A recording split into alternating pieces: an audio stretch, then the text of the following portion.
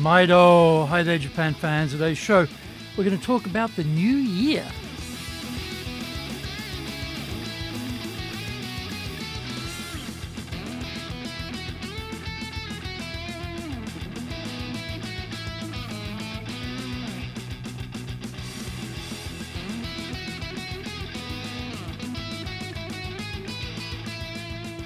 Present or Master Shimasho. This is the 7th year of the Presentation Japan Series podcast, and we are beaming around the world to you from sunny Minato-ku in Tokyo. And I'm your host, Dr. Greg Story, Dale Carnegie Tokyo franchise owner, the president of Dale Carnegie Tokyo Training, and 3-time best-selling author of Japan Sales Mastery, which is Zaegyo in Japanese, Japan Business Mastery, and Japan Presentations Mastery, plus Stop Wasting Money on Training, which in Japanese is Training de okane o muda ni suru no wa yamimashou, and all are available on Amazon. Through this podcast, I want to help you to become a better speaker, to be 1. Clear, 2. Confident, 3. Persuasive, and 4. Highly influential with those around you. Don't forget to subscribe and share this podcast with your family, friends, and colleagues. We are not being sponsored by Libsyn, but we value your privacy, which is why we have our podcasts hosted by Libsyn. Unlike many other hosting organizations, Libsyn have a strict policy that does not allow access to your private information by anyone. Here is our daily podcast lineup on Apple Podcasts. Mondays, the Cutting Edge Japan Business Show podcast. Tuesday, the Presentations Japan series. And every second Tuesday, the Business Touches in no Oshie show. Wednesday, the Sales Japan series. Thursdays, the Leadership Japan series. And every second Thursday, the Business Pro Podcasto show. Fridays, the Japan Business Mastery show. Saturdays, Japan's top business interviews. Now, this is episode number 323. Today, we're talking about what level of presenter will you become this year? There are some levels of presenter, and so where do you fit in? The scaredy-cat, like I used to be, avoiding all opportunities to present. The novice presenter, trying to work it out by yourself through trial and error. The student of presenting, who has worked out the connection between persuasive ability and career and business success. The semi-pro, who holds down a full-time job which does provide a number of chances a year to keep working on advancing your presentation skills. I don't include the professional presenter because that has become their livelihood and is out of scope for about probably 99.99% of people in business. For those in denial, I know, I get it. I was so terrified of embarrassing myself, I decided the best course of action was to escape all chances to present. As we advance in our careers, though, the room to hide starts to disappear and we have to face reality. If you can't present, you cannot advance in your career or business. Here is some clear advice. Don't struggle along. Become proactive and go and get the training. Find a class where there is a psychologically safe space where you can learn with positive encouragement. Our ego is already fragile about presenting, and the last thing we need is someone criticizing us. Look for trainers who follow the good, better school of feedback. That means they tell you what you're doing well and encourage you to keep doing that and explain how you can make it even better. If your colleagues are not paid up members of this school of feedback and all you get from them is critique, just be polite and thank them and move on. They are clueless about developing people, so just blank them out and keep up your training and study. As you advance, you will actually become a problem for other presenters. Some of them will try to pull you down to their level because they are aware they are hopeless and prefer everyone to be the same so that they don't stand out. A cutting comment from a work colleague is seared into my mind. Greg is all style and no substance. After my presentation to the whole company. Ouch! Fortunately, I knew why he made this stupid comment and just ignored it. If you bump into these people, just ignore them and keep working on your skills. For those who've started on the path, the trick is to keep going.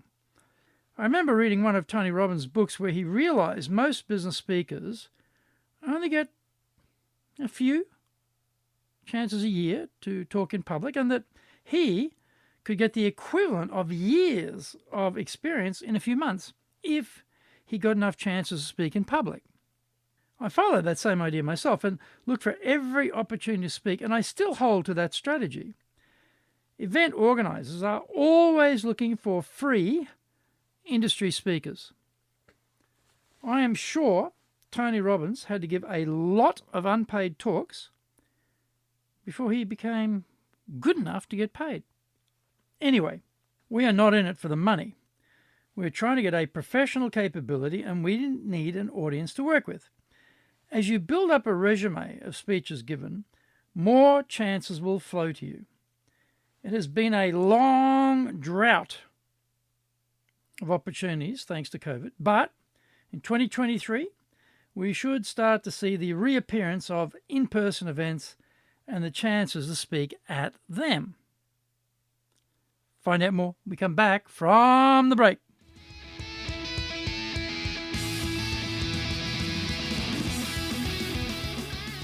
Today's show is brought to you by our public courses, but we also are doing custom in-house programs. We do them in both Japanese and English. We do them in our super safe classroom and live online. Okay, on the 3rd of February, later on the 13th of February, and again on the 25th of February, we'll be doing our Dale Carnegie course. This is our flagship program. It's very unique. It hits 5 particular areas of business which are very critical. Being confident to step out of your comfort zone. That's a big mindset shift, and this course delivers that. Leadership skills, presentation skills, and obviously related to that, communication skills, and also, stress management skills. Very unique program, because if you're stressed, then your leadership, communication, people skills, whole thing goes down. This course is particularly good on the people skills, I have to say. It's one of those things that, how do you get better at it? It's just very difficult. But this is the course that teaches you how to get better at it. On the 6th of February, we're doing our high impact presentations course. Brilliant program. Main modules conducted over 2 days, 2 instructors, everything videoed. Unbelievable amount of one-on-one feedback in this program. Unmatched. On the 13th of February, we're doing our Leadership Training for Managers course. This is the full toolbox on leadership. Everything you need to know about being a successful leader is in this program. On the 14th of February, we'll be doing our Winning with Relationship Selling program. This is our main sales program. It goes through the entire sales cycle. It has the structures. It has the content. It has the very good context, knowing what to say, when to say it, how to say it. Brilliant program. This is for salespeople. Absolutely should be required attendance on a course called Winning with Relationship Selling, because the relationship part is the key. If you can build a relationship, you become a trusted partner. If you become a trusted partner, you get the key thing you want, which, by the way, is not a sale.